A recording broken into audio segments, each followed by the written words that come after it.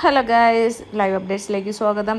അപ്പോൾ എന്തായാലും അനിമോളും നൂറയും ആദിലയും ഒക്കെ അടിച്ചു പിരിഞ്ഞു എന്നതായിട്ടാണ് നമുക്ക് തോന്നുന്നത്. ഇനി രാത്രി ഇവർ ഒന്നിക്കുമെന്ന് അറിയത്തില്ല. പല പ്രാവശ്യം ഇവർ അടിച്ചു പിരിഞ്ഞതാണ്. വീണ്ടും വീണ്ടും ഒന്നിക്കുന്നത് കൊണ്ട് നമുക്കൊന്നും വ്യക്തമായിട്ട് പറയാൻ പറ്റില്ല. പക്ഷേ ഇപ്രാവശ്യത്തെ ഒരടി വളരെ സീരിയസ് ആയിട്ടുള്ള ഒരടിയാണ്.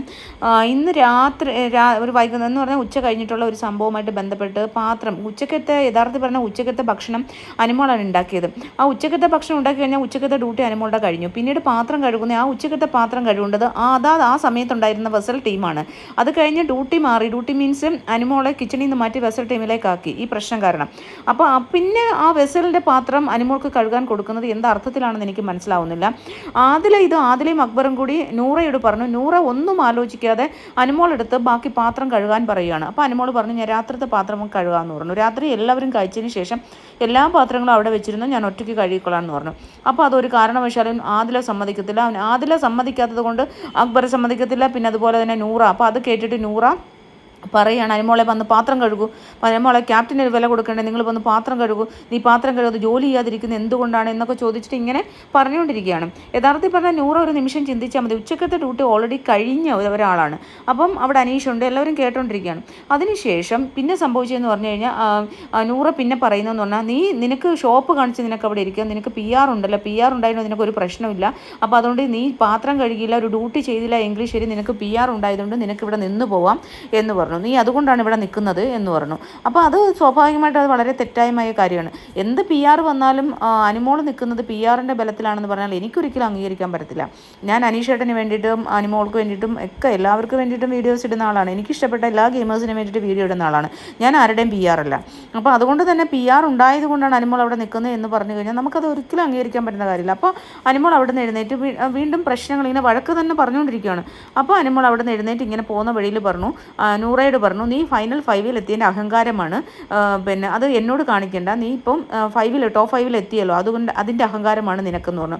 അത് കേട്ടതും ആദിലയും നൂറയും എല്ലാവരും കൂടി ചാടി ചെന്നിട്ട് അതിന് മുമ്പ് ആദിലയുമായിട്ടൊരു പ്രശ്നം ഉണ്ടായി. അപ്പം ആദിലയോട് പറഞ്ഞു, എന്നെ പിന്നെ ആദില ഇങ്ങനെ പറഞ്ഞ് PR പറഞ്ഞപ്പോൾ അനിമോളുടെ വായിൽ നിന്നൊരു വാക്ക് വീണു. അനിമോൾ പറഞ്ഞു, എനിക്കറിയാം നിങ്ങൾ എൻ്റെ കൂടെ നിന്നത് എന്തിനു വേണ്ടിയാണെന്ന്, നിങ്ങൾ എൻ്റെ കൂടെ ഇത്ര കാലം നിന്നത് എന്തിനു വേണ്ടിയാണെന്ന് എനിക്ക് മനസ്സിലായി എന്ന് പറഞ്ഞിട്ട് ബാത്റൂമിൽ കയറി. അപ്പോൾ ഇതിനെ ചൊല്ലി അവർ തമ്മിൽ പ്രശ്നങ്ങൾ നടന്നുകൊണ്ടിരിക്കുന്ന സമയത്താണ് ഈ ഒരു സംഭവം നടക്കുന്നത്. അങ്ങനെ അനിമോൾ പുറത്തേക്ക് വന്നിട്ട് അവിടെ വന്നിരുന്നപ്പോഴത്തേക്കും അവിടെ സമയത്ത് ഈ മൈജിയിലല്ല വന്നിരുന്ന, ആദ്യം മൈജി കോർണർ വന്നിരുന്നത്. ഇപ്പോൾ മാരുതിയുടെ കോർണറിലാണ് ഇവർ ഇരിക്കുന്നത്. മൈജി കോർണർ വന്നിരുന്നപ്പോൾ എല്ലാവരും കൂടി മീൻസ് ഹൗസിലുള്ള അനീഷ് ഒഴിച്ച് ബാക്കി എല്ലാവരും കൂടി പിന്നെ അനിമോളെ വഴക്ക് പറയാൻ വേണ്ടി ഭയങ്കരമായിട്ട് വരുവാണ്. അനീഷ് അവിടെ ഉണ്ട്.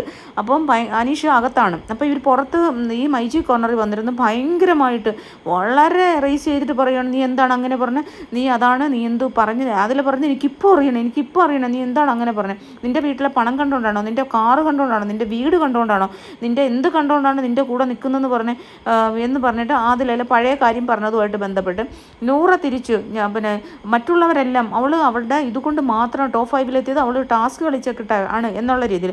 കറക്റ്റാണ്, ടാസ്ക് കളിച്ചിട്ടൊക്കെയാണ്. പക്ഷേ ടാസ്ക് കളിക്കുന്നവരെ എങ്ങനെയാണ് നൂറ നിന്നത്, നൂറ ആരുടെ ബലത്തിലാണ് നൂറയും ആദിലയും ഇത്രയും വരെ എത്തിയത്, നല്ലോണം കളിക്കുന്ന ആൾക്കാരൊക്കെ പോയത് എന്തുകൊണ്ടാണ്, നൂറയും ആദിലയും ആ ഷാനവാസിക്കായോടും നമ്മുടെ അനുമോളുടെയും കൂടി നിന്നതുകൊണ്ട് മാത്രമാണ് ഇത്രയും വരെ അവർക്ക് എത്താൻ കഴിഞ്ഞത്. അതുകൊണ്ടാണ് അവർക്ക് ഈ ടിക്കറ്റ് ഫിനാലയുടെ ടാസ്കിൽ വരാനും അവിടം വരെ എത്താനും കഴിഞ്ഞത് ഇതൊറ്റ കാരണം കൊണ്ടാണ്. ഒന്ന് ഷാനവാസിക്കയുടെ കൂടെ കൂടി, രണ്ടാമത്തത് അനിമോളുടെ കൂടി. അവർ രണ്ടുപേരും നോമിനേഷൻ ഇല്ലാത്ത സമയത്ത് അവരുടെ കൂടെ കൂടും. അപ്പോൾ ഇവരെ ഉണ്ടെങ്കിൽ ഇവർക്ക് വോട്ട് കിട്ടും. അങ്ങനെ തന്നെയാണ് ഇത്, നമുക്ക് പ്രേക്ഷകർക്ക് അറിയില്ലേ.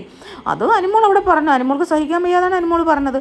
അപ്പോൾ അത് പറഞ്ഞു കഴിഞ്ഞപ്പോഴത്തേക്ക് ഉണ്ടായ അവരുടെ ഒരു എന്താ പറയുക, കുരു പൊട്ടി എന്ന് തന്നെ പറയാം.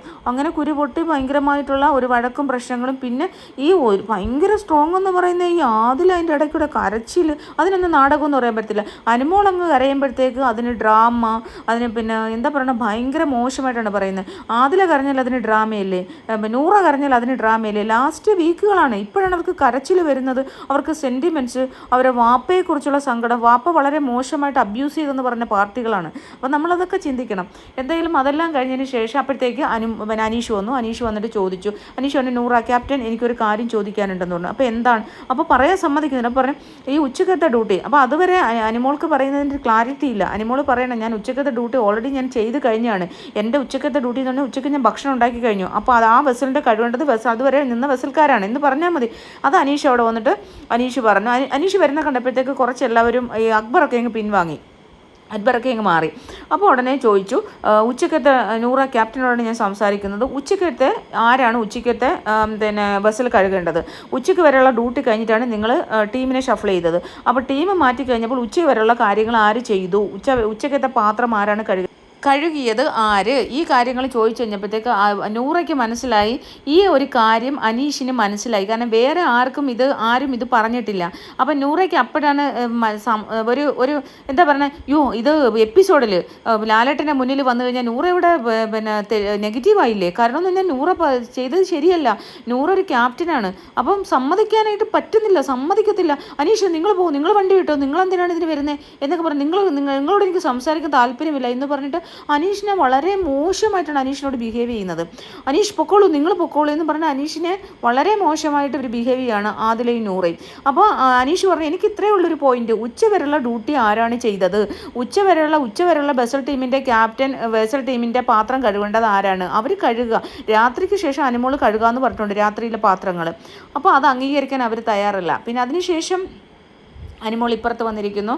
അനീഷ് വന്ന് അത് കേട്ടപ്പോഴത്തേക്ക് പിന്നെ അനീഷ് വന്ന് വിളിച്ചല്ല. അപ്പോൾ അനീഷ് വന്ന് വിളിച്ചു, പിന്നെ അനിമോൾ വാന്ന് പറഞ്ഞു. അങ്ങനെ അനീഷിൻ്റെ കൂടെ കുടയിൽ കയറിയിട്ട് ഇവിടെ വന്നിട്ട് മാരുതിയുടെ കോർണറിൽ വന്നിരിക്കുകയാണ്. അവിടെയും വന്ന് ഒരു കാര്യമില്ലാതെ ഈ ഷാനവാസിക്ക ഇത്രയും ആരോഗ്യ പ്രശ്നങ്ങളുള്ള മനുഷ്യനാണ്. ഒരു കാര്യമില്ലാതെ അങ്ങ് സംസാരിക്കുകയാണ് ഈ നൂറ് ആദിലമാർക്ക്. ഈ ആദിലയാണെങ്കിൽ ഷാനവാസിക്ക എന്താണ് വിളിച്ചത്? ചെറ്റയെന്ന് വരെ വിളിച്ചതാണ്. ആ ചെറ്റ എന്ന് പറഞ്ഞ് വരെ സംബോധന ചെയ്ത ആദില നൂറയ്ക്ക് വേണ്ടിയിട്ട് അങ്ങ് ഷാനവാസിക്ക വാതോരാതെ സംസാരിക്കുന്നത്. ഇത്ര അസുഖം ഉണ്ടായിട്ട് അനീഷേട്ടന് ഒരക്ഷരം പോലും ഷാനവാസിനോട് തിരിച്ച് സംസാരിച്ചില്ല. കാരണം അസുഖമായിട്ടിരിക്കുന്ന ഒരാളാണ്. ഇനി ഇയാൾ സംസാരിച്ച് മറ്റേയാൾക്ക് എന്തെങ്കിലും വയ്യാതെ വന്നു കഴിഞ്ഞാൽ തീർന്നില്ലേ?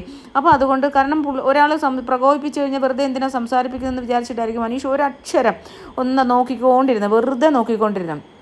നിനക്ക് സംസാരിക്കാൻ വോയിസ് ഇല്ലേ എന്നൊക്കെ ചോദിച്ചിട്ട് കുറേ ചാടി കഴിഞ്ഞിട്ട് അത് നൂറയും ഷാനവാസൊക്കെയും കൊണ്ട് തിരിച്ചുപോയി. അതിനുശേഷം ഇവർ രണ്ടുപേരും ഒറ്റയ്ക്കായപ്പോൾ അനീഷ് ചോദിച്ചു എന്താണ് പാത്രം കഴുകത്തില്ലെന്ന് പറഞ്ഞാൽ എന്താണ് കാര്യം എന്ന് ചോദിച്ചു. അപ്പോഴിതാണ് പറഞ്ഞു ഞാനും അത് തന്നെയാണ് പറഞ്ഞത്. പിന്നെ ഉച്ചക്കത്തെ ഡ്യൂട്ടി അനിമോൾ ചെയ്ത് കഴിഞ്ഞു, പിന്നെ അനിമോളോട് പാത്രം കഴുകാൻ പറയേണ്ട ആവശ്യമില്ലല്ലോ, അപ്പോൾ അത് പറഞ്ഞാൽ മതിയായിരുന്നല്ലോ എന്ന് പറഞ്ഞു. ചേട്ടാ ഞാൻ രാത്രി കഴുകാം പാത്രം, രാത്രി ഞാൻ മുഴുവൻ പാത്രവും കഴുകിക്കോളാം ചേട്ടാ എന്ന് പറഞ്ഞു. അപ്പോൾ അങ്ങനെ സംസാരിച്ചൊക്കെ കഴിഞ്ഞിട്ട് പറയുകയാണ് അകത്ത് വന്നിരിക്കുക, ഇവിടെ പുറത്ത് മഴ പെയ്യുന്നു എന്ന് പറഞ്ഞു. അപ്പോൾ വേണ്ട ഞാൻ ഇവിടെ കുറച്ച് നേരം ഇരിക്കട്ടെ, അല്ല ഇവിടെ ഇരിക്കണ്ട മഴ പെയ്യുന്നു അകത്ത് വന്നിരുന്നോളൂ എന്ന് പറഞ്ഞ് വിളിച്ച് അങ്ങനെ നിർബന്ധമായിട്ട് വിളിച്ചപ്പം അങ്ങനെ പിന്നെ അനിമോൾ കയറി പോകുന്നുണ്ട്. അപ്പോൾ സത്യം പറഞ്ഞു കഴിഞ്ഞാൽ യഥാർത്ഥത്തിൽ ഇതെന്താണ്? ഒരാളുടെ ഡ്യൂട്ടി അവർ ഉച്ചക്കത്തെ ഫുഡ് ഉണ്ടാക്കുന്ന ഡ്യൂട്ടി കഴിഞ്ഞ് കംപ്ലീറ്റ് ചെയ്ത് ലാസ്റ്റ് മുട്ടയും പൊരിച്ചു കൊടുത്തതിന് ശേഷമാണ് അനിമോൾ മാറിയത്. ഇത് ഹൗസിലുള്ള ഒരാൾ ചൂണ്ടിക്കാട്ടുമ്പോൾ അയാൾ അനിമോളോട് എന്തോ ഫേവർ ആണെന്ന് പറഞ്ഞിട്ടാണ് സംസാരിക്കുന്നത്. ഈ ആദില നൂറമാരുടെ സ്വഭാവം നമ്മൾ നേരത്തെ മനസ്സിലാക്കിയതാണ്. പുറകിൽ നിന്ന് കുത്തും. ഇവരെന്ന് പറഞ്ഞു കഴിഞ്ഞാൽ വായി തോന്നുന്ന എന്തും വിളിച്ചു പറയും. പിന്നെ എന്നിട്ട് അവരുടെ കാര്യം സാധിക്കാൻ വേണ്ടി അവർക്ക് രണ്ടുപേർക്കും ടോപ്പ് 5 വരണം.